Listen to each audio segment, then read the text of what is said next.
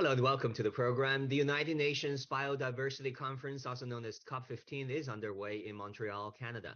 This is the second part of the COP15 after the virtual meeting in Kunming, China in October 2021. China will continue to preside over the meetings. During the 2 weeks, governments from around the world will work on a new set of goals to guide global action through 2030 in order to halt and reverse nature loss. Will we see the adoption of an equitable and comprehensive framework? How will the issues of overexploitation, pollution, fragmentation, and unsustainable agricultural practices be addressed? Earlier, I talked to Jeremy Rifkin, one of the most popular social thinkers of our time, whose latest book, The Age of Resilience, has just been translated into Chinese. I asked him, what is the number one priority we're facing today? Here's his answer. The number one issue facing the planet today is climate change. We are in an extinction event. There is no other issue on the table quite like this. And our scientists are telling us we could lose over half the species on Earth in this century of today's children. The last time we had an extinction event on this planet was 65 million years ago. We are in real trouble. So they both share a common frame of reference on moving out of what we call the age of progress and into the age of resilience. A completely new narrative for society. My organization, TIR Consulting LLC, has been privileged to be a principal architect of the European Union plan over the last 20 years to move to a third industrial revolution infrastructure and a more resilient economy.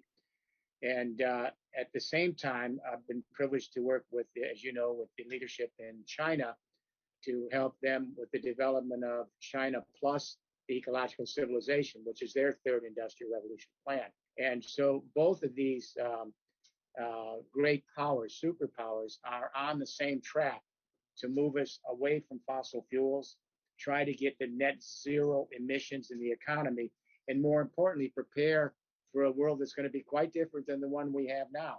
I don't have to tell you that not only in Eurasia, but around the world, we are facing increasing winter snows, spring floods, summer droughts, heat waves, wildfires, fall hurricanes, and typhoons. And this is regular now. So in both of these places, there's a huge interest in how do we begin to shift from what we would call the age of progress to the age of resilience, and from the concept of efficiency to the concept of adaptivity, and from productivity to regenerativity. And it goes on and on. So, you know, in China, the leadership is calling for an ecological civilization. And this is a really new narrative for the planet. And in Europe, we're calling for a Green Deal. Essentially, they're the same system. So I'm very bullish on the possibilities in China and Europe. There will be arguments, there will be discussions, there will be bantering back and forth, but I believe they'll be closer and closer because they share a common continent and a bioregions. In what ways do you think China and Europe can enhance their cooperation in that regard, and especially in light of the European Council President's visit to Beijing this time around? Well, I'll give you a good example. If you go back to think of Eurasia as one continent, okay, we have similar problems that would allow both of these superpowers to help manage and help cooperate with all the rest of the countries across the route from Rotterdam to Shanghai. For example, we have tremendous problems in the Mediterranean, which separates Europe from Asia. As you know, the Mediterranean nations, which are partly European and partly and the Asian part, they are in severe drought. And this is the most dangerous landmass in the world now for climate change. It could be uninhabitable within 50 years, meaning that huge section but in Eurasia could be uninhabitable by the turn of the century. This is a big deal. So it's important now for Europe and Asia to focus on the common problems bioregionally. What do I mean by that? Climate events don't care about government boundaries. When a climate disaster hits, whether it's a hurricane or a drought or a wildfire, it crosses all the political boundaries. So you have to begin to cooperate across bioregions, common ecosystems, in order to prepare, rescue, restore, and make resilient your infrastructure to survive. to survive and to flourish. So to the extent that Europe and China can begin to understand that new governance will allow them to share some forms of governance across bioregions across Eurasia and work with all the other countries in between, we began to create a completely new framework from geopolitics to biosphere politics, from globalization to globalization, from growth to flourishing, from productivity to regenerativity. These are whole new terms for a completely new narrative, for an age of resilience. And they have very little in common with the age of progress. We're moving from efficiency, which is a very strange term of the modern age of progress, to adaptivity, which is what all species have to do, to adapt to nature rather than adapt nature to us. So all of the things that are being raised about all the schisms and the arguments and discussions now, they're largely irrelevant. It's about survival. It's about flourishing in a new way. It's about our children. And if we can't get to that point, we're going to be in trouble, really big trouble. And we're running out of time. Well, you talk about the age of resilience that you envision in your book, which shares the same title. Our world is apparently fraught with challenges. You highlighted the need to rethink existence from our own human biology. And actually, you put forward some very interesting concept that I was going to ask you.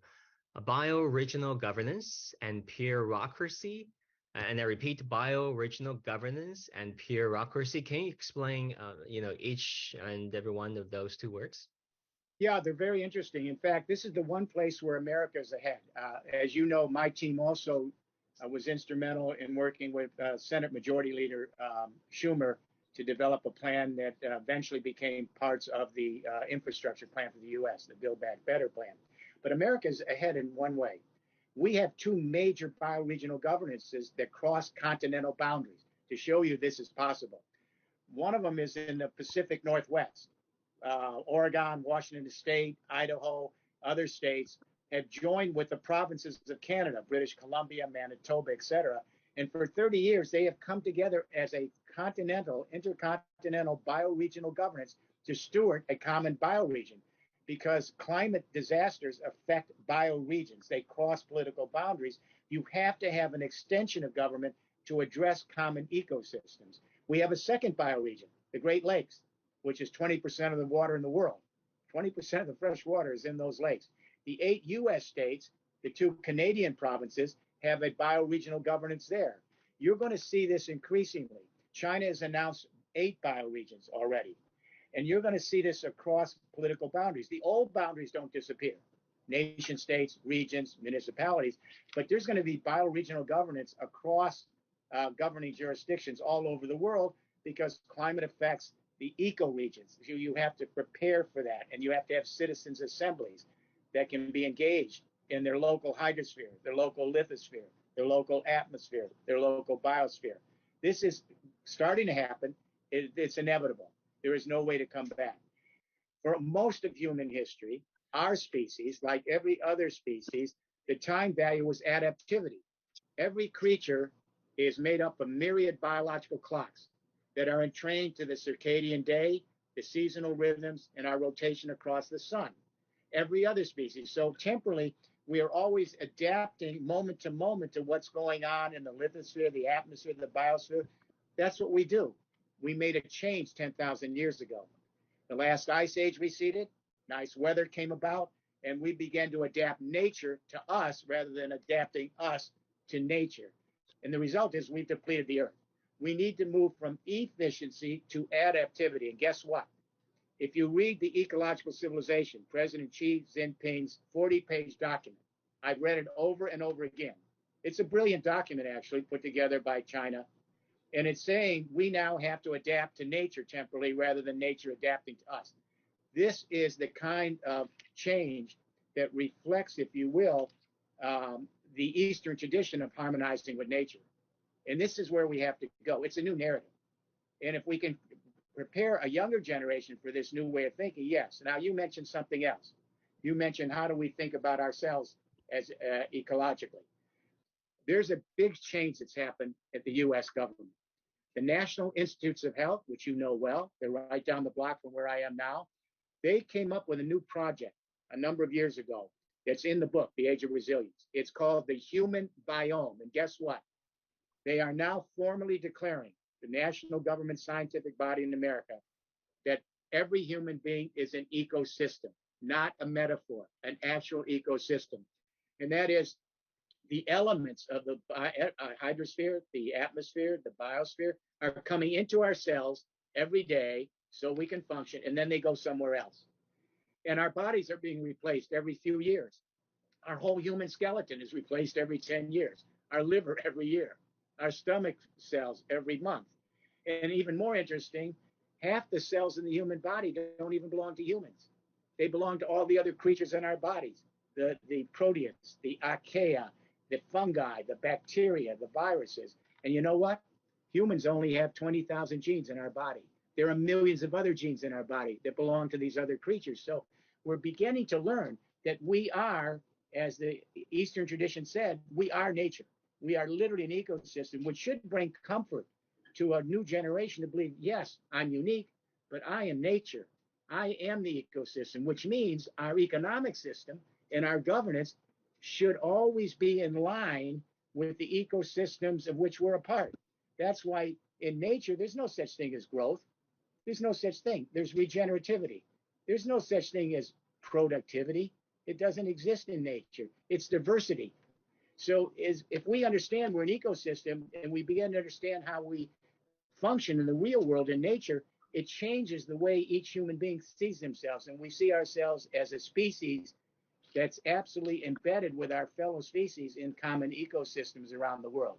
That's a totally new narrative. And Mr. Rifkin, it's so important not to lose sight of the fundamentals, but currently we're facing some realities on the ground, for example, the European energy crisis, due in large part to the crisis in Ukraine, the war going on over there.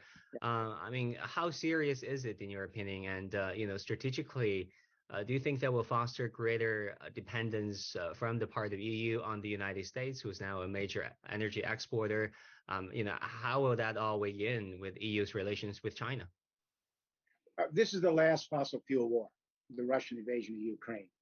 The age of fossil fuels peaked in July 2008. We all saw this in the business community. It's when oil hit 147 a barrel in July 2008. The whole global economy shut down.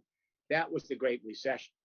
The financial collapse, subprime mortgages 60 days later, that was just an aftershock because everything depended on fossil fuels. Our food additives, our preservatives, our pharmaceutical products, our fashion, our construction materials, it's all oil. Happening again. Now that oil prices have gone up because of the Russian invasion in Ukraine, all the other prices are going up. That's the inflation. What we're beginning to realize, it's time to get out. $11 trillion have flooded out of fossil fuels. It's a stranded asset. It's $100 trillion in stranded assets. $11 trillion have flooded out. Pension funds, insurance funds, private equity. And they're looking for deployable infrastructure projects, the third industrial revolution infrastructure that we designed for Europe and with China and now with the US. And what's holding us up is political will. It's not the industry. It's not the market because they're ready. It's political will where they are still, if you will, embracing the old political interests, the old codes, the old regulations, the old standards. That's what's blocking us. Yeah, Mr. Rifkin, finally, what would be your wish and your expectations for China and European cooperation going forward? What are the toughest nuts to crack? And on the other hand, what are some of the lower hanging fruits so maybe they can, start building political trust and reinterpreting their postures and, renew their, trust and fraternity with each other? That's a good question. So when Secretary General Guterres opened up the COP27, he said, we need a second narrative. We still have to move to zero emission, and we're still too slow. But now we have to realize, even if we move to zero emission of global warming gases, the problem is climate change is here for thousands and it's here for millennia. It's not going to come back to where it was. We're in a new warming planet. And the last time it was this warm was 2.5 million years ago, before hominids and Homo sapiens were ever on this earth. So the new narrative, he said, adaptivity and resilience. Now we need a new approach to science that can allow Europe and China to cooperate. And that new approach is called complex, adaptive, ecological, social modeling. Scientists in both places are doing this. It brings them together. Then we need a new idea about education. our young people have to be educated about the planet as an ecosystem, the planet as animated and alive. And they have to also be able to get them off the screen, get them off the internet for parts of the day, get them back out into nature. You can't learn about nature by pixels on a screen. You have to go out there. In my country, public school systems are now preparing young people to understand that what the ecology of the planet's about. And then they go out in the communities as part of their education and they steward the ecosystems. So this is what we need to do. These are the basic fundamental changes. All of this in the age of resilience are happening, and they're no longer just an idea. They're beginning to scale, but it's going to be up to Europe and China to put aside all of the short-term risks, which are really the end of the age of progress. They're arguing about issues that are in a dying age of progress. They now need to spend more time in renewing their sense of cooperation for a biosphere world, not a geopolitical world. And it begins with understanding how they can work together to create a more resilient, adaptive future on this planet. We've got to overcome those path dependence and really look at the big picture and what's important for us. And climate, taking climate action is certainly one of them. Mr. Jeremy Rifkin, that's all the time we have, I'm afraid. And thank you so much for your input. I hope to see you again soon. My pleasure. Thank you very much.